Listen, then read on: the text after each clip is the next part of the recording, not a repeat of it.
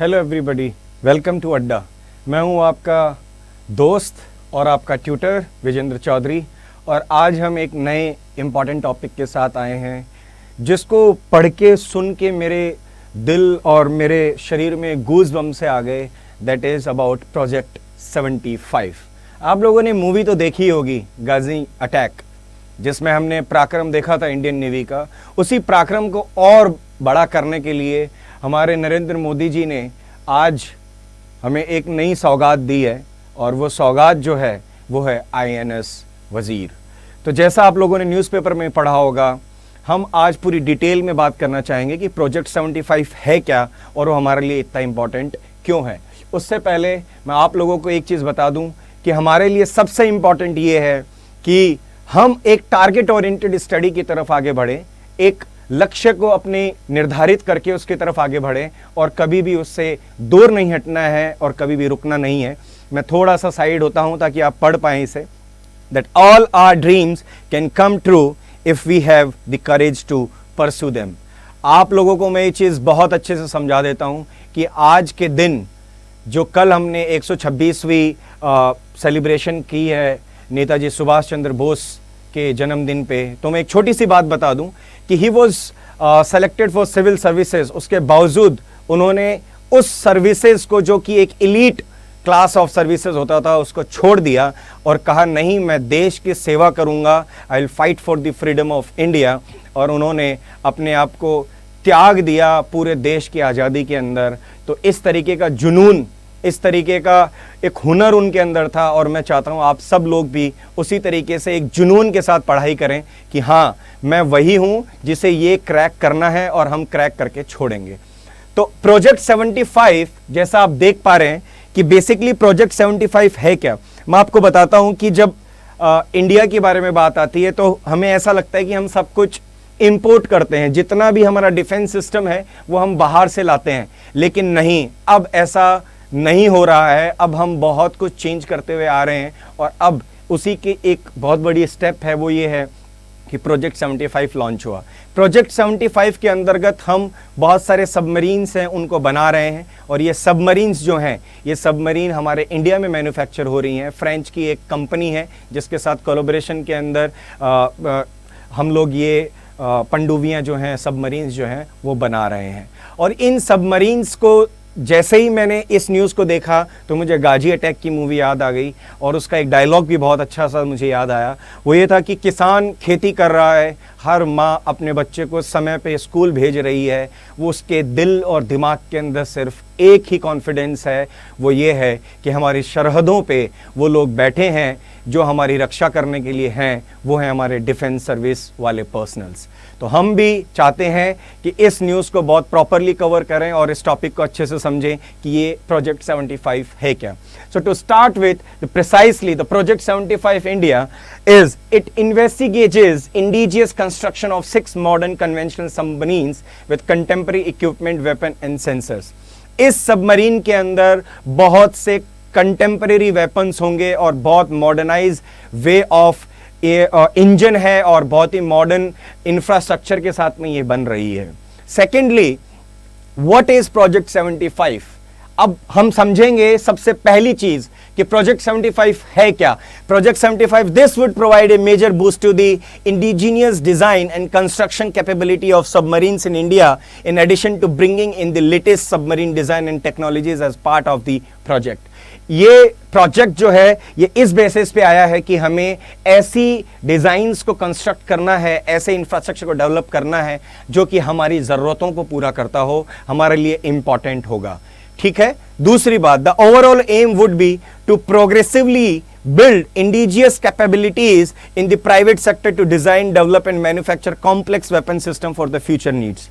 अब ये वो समय आ गया है कि अब हम इंपोर्ट को छोड़ के और एक्सपोर्ट की तरफ जाएं। अब हम ऐसे वेपन्स बनाएं जो कि बाहर के देश हमसे मांगने के लिए आएँ, और उसके लिए हमें इस इंफ्रास्ट्रक्चर को डेवलप करने की ज़रूरत है। प्राइवेट सेक्टर को प्रमोट करने की ज़रूरत है कि वो इसके अंदर मेहनत करे और कुछ नया ऐसा डेवलप करे, ऐसी R&D करे जिससे कि हम ऐसे वेपन्स को क्रिएट कर पाएँ जिसके लिए हम एग्जाम्पलरी रहें बाहर के देशों के लिए। The project would not only aid in boosting the core submarine shipbuilding industry, but also greatly enhance the manufacturing industrial sector, especially the MSMEs, by developing an industrial ecosystem for manufacturers of associated spare systems equipment related to submarines. अब हमें सिर्फ और सिर्फ एक complete submarine की तरफ नहीं देखना है। जैसे आपको फॉर एन एग्जांपल बताता हूं, एक मोबाइल है, मोबाइल के अंदर एक स्क्रीन होती है, मोबाइल के अंदर एक पैनल होता है, मोबाइल के अंदर एक मदरबोर्ड होता है, रैम होता है, रोम होता है, कैमरा होता है, ये सारी चीजें अलग अलग पार्ट्स हैं। वैसे ही एक सबमरीन में भी आप सोच सकते हैं बहुत सारे पार्ट्स होंगे। तो हमें सेक्टोरल डेवलपमेंट की तरफ भी जाना है कि हम एक छोटे छोटे पार्ट्स की तरफ भी जाएं। हमारी इंडस्ट्रीज इतनी डेवलप्ड हों कि हम छोटे छोटे पार्ट्स को भी मैन्युफैक्चर कर पा रहे हैं। So we need to focus on sectoral spare parts and R&Ds on that basis as well. Then this will be an important step towards the meeting broader national objective, encouraging self-reliance and aligning the defense sector with the Make in India initiative of government. मैं इस चीज का बहुत बड़ा fan हूं, make in India का, और मैं चाहता हूं कि हम वो सब चीज़ें इंडिया के अंदर जो भी यूज़ कर रहे हैं वो मेक इन इंडिया होनी चाहिए। और मैं इसको बहुत तरीके से प्रमोट करता हूं और मैं चाहता हूं कि हर हिंदुस्तानी की एक ख्वाहिश होनी चाहिए कि जो कुछ भी हम आज के दिन कंज्यूम कर रहे हैं that should be make in India, because this can only boost our economy, and if economy is good then the nation will be in a prosperity. तो मैं ये चाहता हूं कि इस तरीके के प्रोजेक्ट्स जो इंडिया कर रहा है वो बहुत इंपॉर्टेंट है। Next, what is AIP? अब हम थोड़ा टेक्निकलिटीज में जा रहे हैं कि AIP है क्या बेसिकली। जैसा आपने अभी थोड़ा सा पहले पढ़ा था कि कन्वेंशनल है और एक नई टेक्नोलॉजीज के साथ में आ रही हैं, तो AIP बेसिकली, मैं थोड़ा सा साइड होता हूं तो कि आपको अच्छे से दिख पाए। So the AIP is a technology for conventional non nuclear submarines. दो तरीके की सबमरीन्स हैं, conventional and nuclear non conventional. तो जो नॉन कन्वेंशनल न्यूक्लियर हैं उनके अंदर जो कि न्यूक्लियर वेपन के साथ में नहीं है, उनके साथ हमने AIP टेक्नोलॉजी को यूज किया है। AIP टेक्नोलॉजी को आप मूवीज में आपने देखा होगा कि सबमरीन्स होती हैं, पानी में जाती हैं और फिर वो रिचार्ज होने के लिए पानी के बाहर फिर आती हैं। तो AIP टेक्नोलॉजी जो है वो इस चीज को बहुत अच्छा कर देगा। जैसे आज के टाइम में जो सबमरीन्स हैं they usually take 1 or 2 days to come out and recharge themselves, लेकिन AIP टेक्नोलॉजी से हम इसको और अच्छा कर पाएंगे। हम कम से कम मिनिमम ऑफ फोर्टनाइट तक लेके जा सकते हैं इसको। फोर्टनाइट मतलब 10 से 14 दिन तक वो सबमरीन पानी में रह सकती है, उसे बाहर आने की जरूरत नहीं है। Then the second point is the conventional submarines use diesel electric engines which require them to surface almost daily to get atmospheric oxygen for fuel combustion. अभी मैंने बताया आपको कि डेली आना पड़ता है ऊपर, तो इससे एक डेंजर भी आ जाता है। और वो डेंजर क्या है? द हायर रिस्क इज कि आपकी सबमरीन डिटेक्ट हो सकती है और उसको प्रिक्योर करने के लिए, उसको सेव करने के लिए ये टेक्नोलॉजी को यूटिलाइज किया जाएगा। So this is a very important part in this complete project 75। Then what about the project 75? Project 75 है क्या? तो आप देख रहे हैं आपकी स्क्रीन के ऊपर कि प्रोजेक्ट 75 जो है basically it is a programme by Indian Navy that entails building 6 Scorpion class attack submarines.